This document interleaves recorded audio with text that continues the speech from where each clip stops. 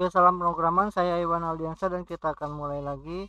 Video kita kali ini adalah melanjutkan serial dari Reverse Engineering pada pemrograman bahasa assembly. Kali ini kita masuk ke bagian kelima, yaitu bagaimana mengatasi timer tick pada anti debugging dengan menggunakan timer tick ya. Teknik timer tick itu kita akan lihat ya di sini ya. Kita jalankan dulu ya. Yang ininya kita salah-salah aja, masih salah. Kita akan lihat ref 5.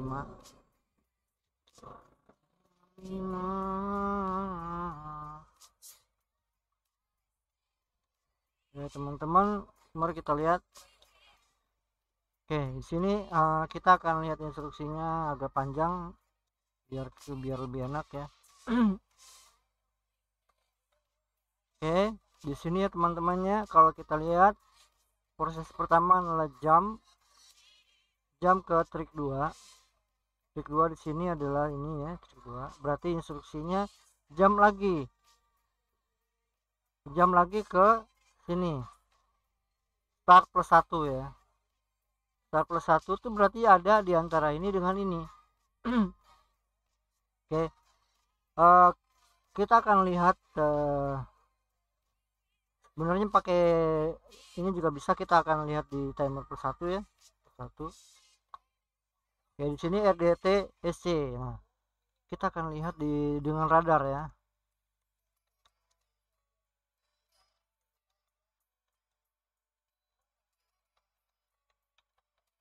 Oke, teman-teman, di sini kita lihat ya pakai radar ya. Nah, kalau pakai radar enaknya itu kita lihat ada panah-panah seperti ini. Nah, jadi dari sini kita lihat ada panah menuju ini, berarti masuknya ke sini ya kan. Panahnya ke sini. Berarti ini jam ini, kemudian di sini adalah 1001. Dari sini lari ke sini. Nah, ya teman-teman, berarti larinya ke sini. RDTSC sama ya. RDTSC. Nah, sama dengan yang ini sekarang. Nah, kalau di GDB kita lihat di sini pada awal-awal kita seperti tidak ada RDTSC di sini. Seperti tersembunyi. Perintah tersembunyi. Padahal di sini kalau kita lihat ada RDTSC. Karena setelah RDTSC kedua baru terlihat yang programnya sama, yang ke bawahnya sebelah kiri sama sebelah kanan ya. Nah, ini selanjutnya adalah ini sub RAX RCX, kemudian sebelah kiri juga sub RAX RCX. Jadi di sini baru terlihat sama setelah yang star plus 8. Nah, jadi di antara dari star berarti star 1 sampai star 7 itu tersembunyi adanya ini nih, perintahnya adanya ini. RDTSC itu apa sih? Nah, RDTSC itu jadi dia seperti mulai menghitung, ada timer gitu ya. Nah, timer kedua itu juga menghitung, tapi kan sudah berubah nih. Misalnya di sini hitungan 10, kemudian di sini sudah 10 plus 3, berarti udah 13 berarti. Nah, berarti kalau kita pengen tahu berapa sih apa namanya waktu yang diperlukan untuk melakukan ini, nah berarti kan tinggal dikurangi RDTSC, hasil dari RDTSC yang ini dikurangi ini kan gitu ya. Nah, makanya RDTSC yang pertama ini kan hasilnya adanya di RAX, kita simpan di RCX. Kemudian dari sana RDTSC yang kedua kan masuk ke RAX, kita tinggal kurangin aja dengan RCX, karena tadi RAX yang pertama adalah masuk ke RCX kan. Nah, jadi setelah dikurangi baru dapat. Nah, kita dapatnya kalau misalnya setelah dikurangi, kita masuk ke jam lokasi bawah. Di sini lokasi bawah, bawahnya lokasi bawah. Ini adalah JBE, berarti kan di bawah jika sama atau di bawahnya ya. Nah, jadi kalau misalnya dia di bawahnya atau sama dari setelah dikurangi dengan 1000 heksa, maka baru dia masuk no debug. Tapi kalau misalnya udah di atas 1000, itu artinya ada debugging, karena prosesnya itu pasti waktu menganalisa ini, waktu diantara ini dengan ini itu pasti ada jeda lebih dari 1 detik. Nah, makanya dengan adanya RDTSC ini, si program ini, si ref5 ini melakukan perhitungan apakah hasilnya itu RDTSC yang pertama dengan kedua itu sangat rendah sehingga bisa dibilang tidak ada debugging. Baru dia masuk ke no debug. Kalau misalnya dia rendah, no debug di sini ya, ini no debug, ini no debug masuknya ke sini. Nah, kalau di sini no debug kita lihat mulainya dari sini. Nah, di sini kan kalau kita lihat ini adalah mencetak ya, mencetak permintaan serial. Kemudian di sini baru minta inputannya, sama di sini juga minta inputan. Oke. Kemudian baru akan melakukan perbandingan. Di sini buffer input ini kan adalah ini ya. Nah, di sini saya sudah mencatat ini buffer inputnya, teman-teman ya. Kemudian yang di sini adalah input terenkripsi setelah di N dengan E6. Oke. Karena di sini dia pakai E6, maka kita juga akan pakai E6 nanti ya untuk mengenkripsinya. Jadi kita catat E6. Sebanyak berapa? 9. Karena dimintanya 10 itu dengan enter, dengan new line. Oke, kemudian barulah nanti dibandingkan dengan yang ini. Coba kita lihat yang selanjutnya ya, looping plus 41. Jangan di situ deh, di looping aja. Oke, dari sini kita lihat. Nah, kemudian di sini kan ada proses perbandingan ya, yaitu ke sini nih. Berarti ini adalah serial terenkripsinya. Kemudian setelah dibandingkan, ternyata kalau misalnya dia tidak sama, masuk ke tidak benar. Di sini dia mencetak serial tidak benar. Tapi kalau misalnya benar, maka langsung lari ke bawahnya. Itu artinya mencetak serial benar. Oke, teman-teman, kita tinggal membuat programnya. Programnya bisa dengan yang model di latihan yang 4A atau yang di ref 5 ya, ref 4 ya kalau nggak salah. Bisa yang seperti itu. Kita akan lihat dulu ya yang 4 ya.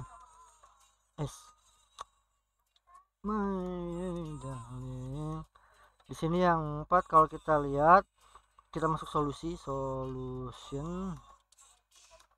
Nah, di sini nano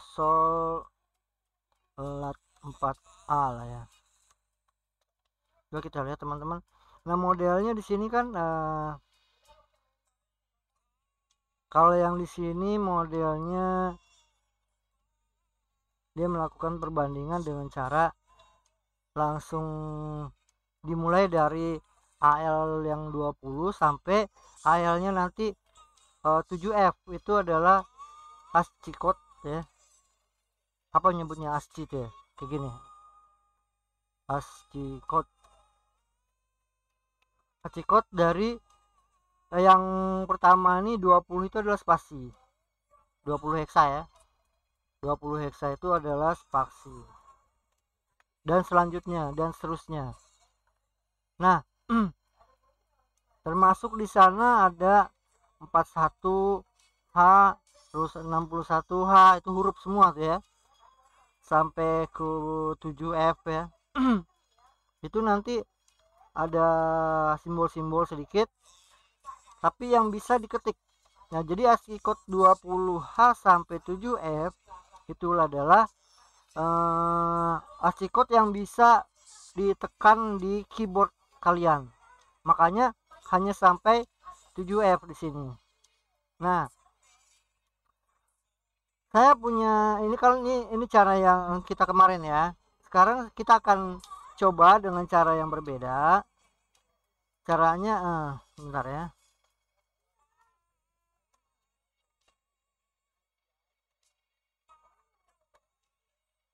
Nah, di sini caranya adalah dengan pakai tabel kita.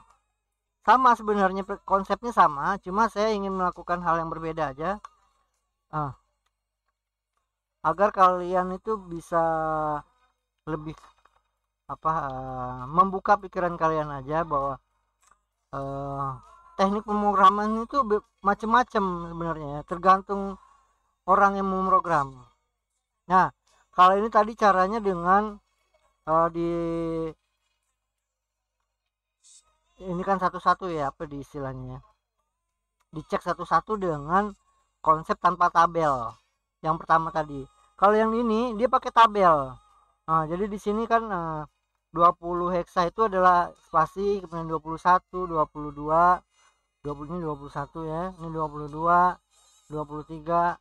Karena ini letter Indian, dia kan dimulai dari yang paling belakang ke depan ya. Sampai 27. Kemudian di sebelah sini 28, 29 heksa, 2A, 2B, 2C, 2F.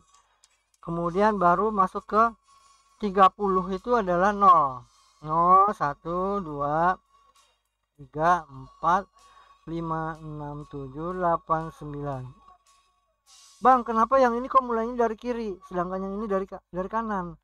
Karena yang sebelah kini itu tidak mengikuti Arab, yang sebelah kanan mengikuti Arab. Enggak ya teman-teman, itu bercanda. Jadi yang sebelah ini, yang di sini kan konsepnya adalah langsung dia letter Indian dari belakang, sedangkan di sini sebenarnya kalau misalnya dijadikan opcode seperti ini, dia akan berbentuk seperti ini juga. Mulainya dari ini 0 itu adalah 30, di sini nanti bentuknya adalah 30, 31 dan seterusnya sampai 39, nanti 37, terakhirnya 37. Kemudian baru dilanjutkan dengan 38, 39, kemudian lanjut dengan yang ini 40, 41 dan seterusnya. Sama sebenarnya. Sampai ini adalah 7F. Oke, teman-teman. Nah, kemudian baru dimulai programnya dengan model seperti ini. Nah, ini model programannya karena dia pakai tabel, jadi pakai model array ya. Jadi kita tinggal melakukan indexing dari ininya, kita di indeks ini. Nah, ini kan ada RSI, itu kan register source index. Kemudian RDX itu adalah register destination index. Berarti nah di sini model pemrogramannya berbeda teman-teman, kan dari yang model pemrograman yang di bagian keempat. Sebenarnya konsepnya sama, yaitu melakukan enkripsi satu-satu dimulai dari 20 sampai ke 7F, kan gitu. Konsepnya sama, cuma cara pemrogramannya berbeda aja. Nah, kenapa saya sajikan yang model begini juga? Ya, ini untuk memperkaya teknik pemrograman kalian ya teman-teman. Wawasan kalian tentang pemrograman jangan hanya itu aja. Kalian bisa melakukan berbagai cara untuk melakukan suatu teknik pemrograman. Ada yang modelnya kayak anti debugging ya. Anti debugging kan banyak macamnya, kita bisa dengan ini dengan itu kayak gitu. Nah, ini juga konsepnya sebenarnya sama. Konsepnya dengan model menenkripsi dari 20 sampai 7F. Tapi ada yang dengan model tabel, ada yang tidak, kan gitu. Kalian tinggal pilih modelnya, dan mungkin kalian punya cara tersendiri juga, tidak masalah. Misalnya kalau mulainya dari 7F lebih gampang, Kak. 7F dikurangi 1 jadi 7E, 7D, 7C, jadi turun ke belakang, nggak masalah. Mana yang kalian lebih suka, itulah yang kalian lakukan. Disitulah programmer berkreasi teman-teman ya. Oke teman-teman, seperti itu model ininya, programannya. Dari mana sih saya bisa mendapatkan yang ini tadi, ini data yang ini kalian sudah tahu pasti ya, karena dari ini pelajaran yang di bagian 4 itu sudah ada. Ini tinggal kita ambil aja dari yang ini nih tadi, yang 40 nih. Dari sini nih, dari 40200. Ini dapatnya dari situ. Coba kita lihat di sini di GDB-nya ya. GDB. Ah.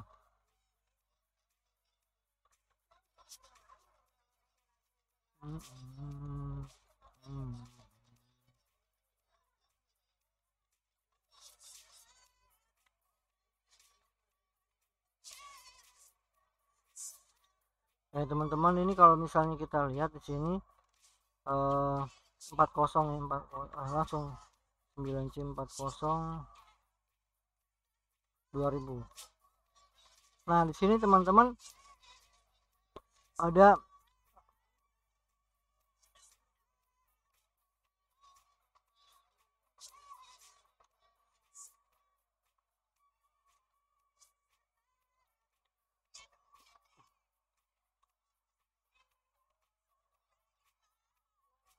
coba kita lihat yang tadi programnya apakah sama. Nah di sini kan sama teman-teman nih, 20 sampai 24 ya. Ini 20 sampai 24 sama ya teman-teman. Itu dari yang 402000. Ya demikian ya teman-teman ya. Ini adalah N6, itu adalah enkripsiannya itu N6, karena di sini nanti akan pakai N. Kita akan lihat ke bawah. Ini ada NDL itu.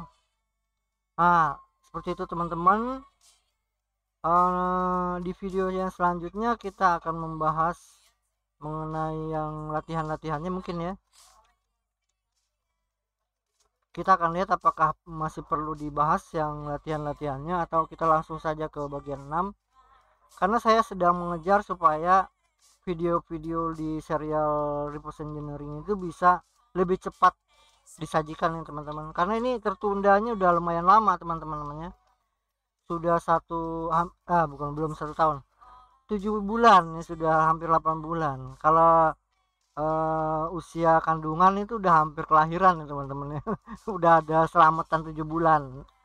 Oke teman-teman ya, maaf sudah ngalur ngidul. Demikian aja teman-teman konten kita kali ini. Jangan lupa ya teman-teman, share ke teman-teman yang lain channel YouTube saya ini, dan like videonya. Jangan lupa subscribe ya, supaya kalian tidak ketinggalan berita-berita terbaru dari saya. Semuanya saya yakin lumayan menarik ya. Saya hanya mencari tema-tema yang menarik, yang kalian itu pasti suka gitu kan, karena assembly itu sesuatu yang unik, yang ngejelimet tapi asik gitu kan. Makanya kalian tetap menonton video saya pasti karena itu. Buat teman-teman yang belum bisa mengikuti, nggak apa-apa, terus diikuti videonya. Saya yakin teman-teman pasti nanti suatu saat bisa, saya yakin. Oke teman-teman ya, oke, salam pemrograman.